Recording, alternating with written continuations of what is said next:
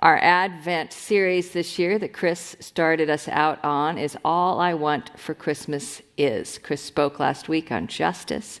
Our theme this week is love, the tender compassion of our God. All I want for Christmas is love. And this week especially, we focus in on John the Baptist, who is the hero of Advent. Advent, of course, is about waiting and preparation. Advent's not in the Bible. We're not going to find Advent in the Bible. The figure in the New Testament story of Jesus' birth, of Jesus' first coming, who is most obviously an Advent figure, is John the Baptist. John's whole job is to clear out everything intermediate to the holiness and righteousness of God's people, and to call them back to be prepared for the King who is coming. Now, Advent in the church tradition is a season that was set up the 4 weeks before the remembrance of Christmas as a preparation season, a season of waiting, a season of watching. It's meant to be a wilderness season. Originally in the church, Advent was very similar to Lent in that you fasted all the way through Advent. It was a season of penitence. It was a season of paying attention to the ways that we've crowded life with things that are not God's things. There are things.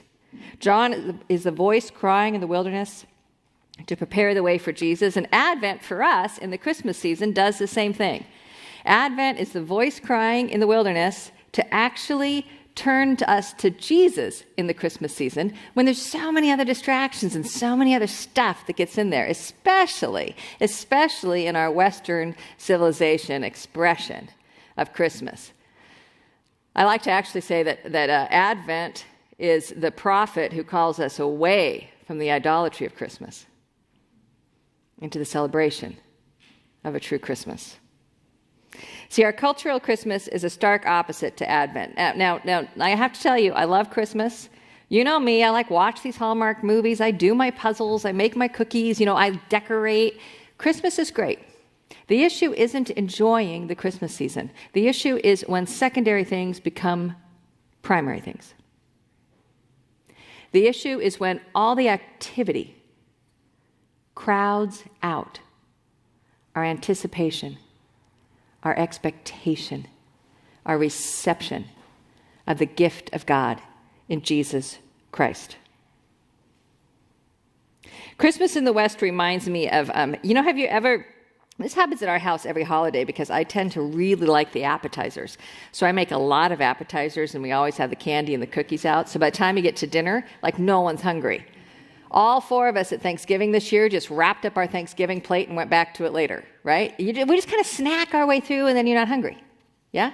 How many of you had kids that would do that on Christmas Day? There's no getting them to eat when they sit down. This is what Christmas reminds me of during the Advent season.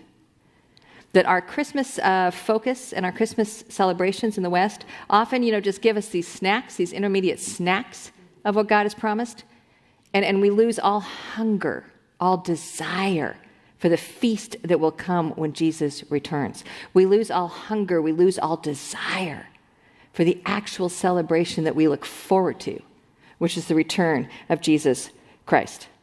Last week, Chris talked about how this can happen through numbing activities or through anxiety.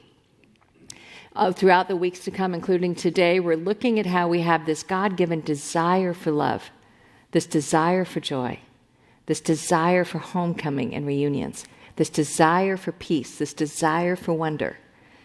And we snack on the half-measure substitutes for love and joy and homecoming and peace and wonder that get offered up to us throughout cultural Christmas habits and celebrations. And we lose our hunger for the way that those things can only be and will only be fulfilled at the return of Jesus Christ. So the goal in each of these sermons to come is to help us have more knowledge, more insight on how not to make the fun kind of snacks in the way our culture does Christmas the whole meal. How do we so journey through Advent that we keep our hunger and desire for the love that will only be fulfilled at the return of Jesus Christ?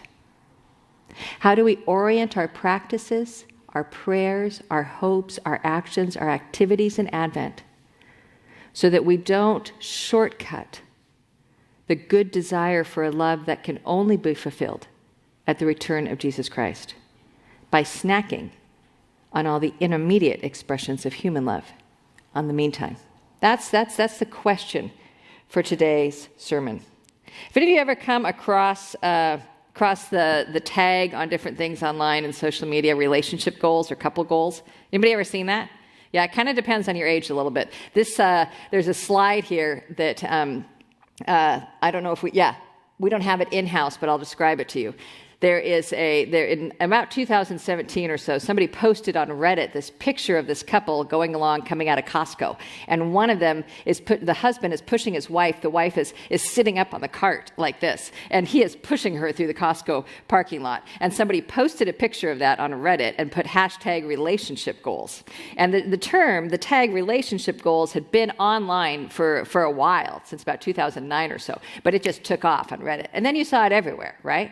You'd see these pictures of these Hollywood celebrity couples that were relationship goals. You'd see these people who go traveling together and have these exotic kind of travel destination as couples, and it was couple goals. And it just shows up everywhere. It's kind of this tag that says, this is a goal, this is who and what we want to be. And now it's kind of been waning a bit because so many of the famous couples that were hashtag relationship goals are done. So it kind of took that away. But it got me thinking, this relationship goals. We kind of have these relationship goals around Christmas, don't we? We set these goals, these expectations for each other or for family members. Every movie, it seems, out there is about somebody finding their love at Christmas time, or Kevin finding out his family actually does want him at Christmas time, or you know what I mean? It's relationship goals. It's the whole family. It's everybody coming back together. And one reaction to that, given the train wreck of so much of Advent and Christmas, given the question that we always have at the end of the Christmas season about, well, is this actually working? Given the sadness that many people live with all through the Christmas season, given how hard this season can be on people who are not married and want to be married, or on people who have lost loved ones and they miss them, or who are separated from them either because of divorce or because of distance. Given the fact that we can often end the Christmas with less of a sense of wonder and more a feeling of a holiday hangover, you kind of wonder how the relationship goals that we set up for Christmas time are working out. And we could just get cynical, right? That's one option, but we're not a cynical people. We're a hopeful people. How do we reorient this? Well, that's when we need to look at love in the big story. At the love that came down at Christmas in the incarnation of Jesus Christ to give us courage in waiting and courage in hope. Let's look at this love. This love begins in the tender compassion of our God. You heard Zechariah sing about mercy, the mercy of God. You hear Paul pray for his friends out of the affection of Jesus Christ, this desire that their love may increase and abound more and more in knowledge and depth of insight, so they're able to discern what is excellent and what is best. And that's what we want during Advent. Advent is meant to help us to discern what is excellent and best in this season when it comes to love. To discern what is excellent and best in this season when it comes to love, so that we don't find ourselves hijacked. Advent is meant to help us to recognize in wonder the love of God in the incarnation, and also live the tension and the desire and the waiting of all the ways love has not been fulfilled yet. The love we're still anticipating, the love we're still hoping for, the love that hasn't yet come. It's a danger of being so distracted by the demands of the season, we're not turning our attention to God, our attention to Jesus Christ, who is the incarnation of God, the incarnation of love. And this love that we see in Jesus is defined very clearly in the incarnation. But you know what I love about Advent? I like Lent too. Lent says, okay, people, you're not perfect, and God's taken care of it, so let's work with him on this, right? Lent's great. We're going to be doing communion in a minute, and that's very much a Lent-type activity. You know what Advent says? Advent is just God saying, I've got this. Advent is God saying, I've got you. The challenge for me every time I preach in Advent isn't saying to you, so here's what you need to do to get your act together. Advent is just sheer, here I am. Advent is unadulterated, I love you. Advent is unadulterated, I'm drawing near to you. Advent is God coming close. That's what Advent is. And we see when Paul describes love in the letter to the Philippians, this love that we're meant to learn more about, to abound in knowledge and depth of insight about. He describes it in the person of Jesus Christ and the way that Jesus decreases for the sake of the increase of God's love and God's kingdom in the world. This is what we celebrate at Christmas, that God, whose presence expands beyond the universe, decreases to dwell and take up residence to fill the womb of a young girl. That God, whose power overthrows nations, decreases to become a powerless baby. That God, whose hands shaped the depth of the oceans, decreases to hands that are barely large enough to wrap around the finger of a human parent. That the God who provides for and sustains all life on earth decreases to be sustained by Mary's milk. That God who sees justice done to the ends of the earth decreases to be subject to the injustice of Rome and of Herod. That God, whose words created all things, decreases to be born as a baby incapable of speech. This is love willing to decrease to absurd proportions. This is love that decreases to draw near to us as God's chosen and beloved. This is love that gives righteousness as a gift and comes for the forgiveness of sins. This is the tender compassion of our God, dawning upon all of us who live in dark places and the shadow of death. There is no depth of sadness you can experience during the season of Advent that is too far down, that is lower than the level to which God decreased to join you, to be there with you. Christina Rossetti has written the poem, Love Came Down at Christmas, Love All Lovely, Love Divine. Love was born at Christmas, stars and angels gave the sign. Worship we the Godhead, love incarnate, love divine. Worship we our Jesus, but wherewith for sacred sign? Love shall be our token, love be yours, and love be mine. Love to God and all men, love for plea and gift and sign. It's okay to be in low places this season. Love has descended to meet you there. And this love also has a purpose. We hear it in all of our readings this week, Malachi and Luke and Philippians. It's most obvious in Zechariah's song, where Zechariah sings how he has shown mercy. God has shown the mercy promise so we could serve him without fear in holiness and righteousness in God's eyes as long as we live. Do you hear it? The holiness and righteousness. Paul prays that our knowledge of love can increase and abound so that we can discern what's best, so that we may be pure and blameless in the day of Christ Jesus, overflowing with the harvest of righteousness. And this pure and blameless, this harvest of righteousness, this is the good work that God is able to complete in us. This starts in grace. Holiness and righteousness, this is God's purpose in love. You even heard it in Malachi, when there was a talk of a refiner and a purifier and offerings that would be pleasing. Those are righteous offerings. Holiness and righteousness. That's the end point of God's love. That's the purpose of God's love. Why does this matter? See, holiness and righteousness, that's love language between the human and divine. Holiness and righteousness is the love language between God and people. The way you can tell that people are in love with God and God is in love with his people is that God in all holiness draws near. God in all holiness comes near. God in all holiness says to Israel, you are my beloved. I am taking you and I'm binding myself to you in a covenant. You have a purpose and you have a sacred calling in this world. And God in God's righteousness says, I will never fail to keep a promise to you. I will never fail to come back for you. I will never fail in treating you the right way.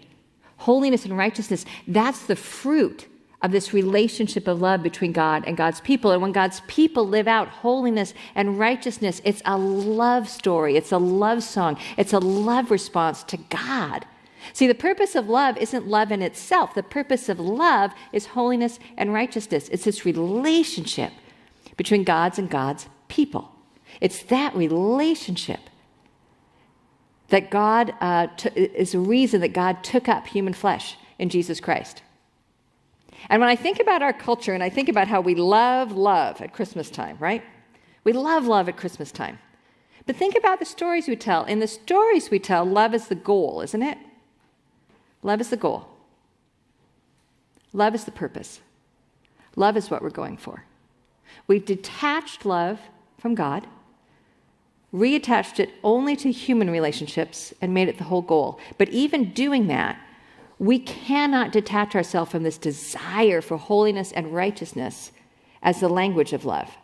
We don't call it that, but when you look at the love stories, when you look at these movies on Lifetime and Hallmark and Netflix and everything that comes out, you know what they're going for? To be chosen, to draw near, to have a purpose and a meaning in life. That's holiness. For the relationship to go the right way, for it to work out, for people to act in ways that are faithful to the promises they've made. That's righteousness. We still want it. We still know that holiness and righteousness are meant to be the fruit of love. But we've so diminished the scope of our longings and our hopes to only the human sphere that we expect this of other people and we put a burden on them that they can't keep up with. How often, we fight at Christmas time. We get so annoyed at our families at Christmas time. We're so frustrated with what's not working in our relationships at Christmas time. We know that holiness and righteousness is supposed to be the outcome, but we've bought into the cultural idea that the love that produces that outcome is going to come between human persons. And so this is where Advent and Christmas is such a gift. Because the Lord God says, I'm bringing you my love. I'm bringing you my holiness as a gift. I'm bringing you my holy righteousness as a gift. So receive fully this love that is fully fulfilled, that's all there in Jesus Christ, and let it give you the courage and the hope and the power of the Holy Spirit to live into the love that's still to come someday. Recognize that your relationships and your world will be lacking in holiness and righteousness in the meantime, and live into the promise of the fulfillment of those things to come. At Thanksgiving, I talked about how when we find ourselves not being grateful, we find ourselves not being grateful people, the best way to reignite gratitude is not to say, I think I need to be more thankful. It's a good recognition, but it's not going to help you. The best way to reignite gratitude is to turn to the grace of God. Because when we fully see the grace of God, gratitude's the natural response. The best way to let God's holiness and God's righteousness as a gift come into our relationships and heal and give us courage to keep going is to turn our full attention this Advent to the love of God in Jesus Christ. Turn our full attention this Advent to the love of God in Jesus Christ. God's tender compassion, Richard Bauckham has written, refers to God's favor and care for those he chooses to be with, and it makes all the difference. So this Advent, what if we tell the story of this love that comes in Jesus Christ? What if we turn off going over into overdrive on the intermediate and turn our full attention to becoming students and recipients and to adore and to watch this love in Jesus Christ? This week we do that in our Advent devotionals. If you haven't picked one up yet, pick one up on the way out. If you don't have one yet, if you're worshiping online, send us an email. We're going to send you one. But all the devotionals this week are about John the Baptist, preparing the way in us to receive this love, to receive the gift of God's holiness that draws near, to receive the gift of righteousness in Jesus Christ, and to live out this gift in the days to come.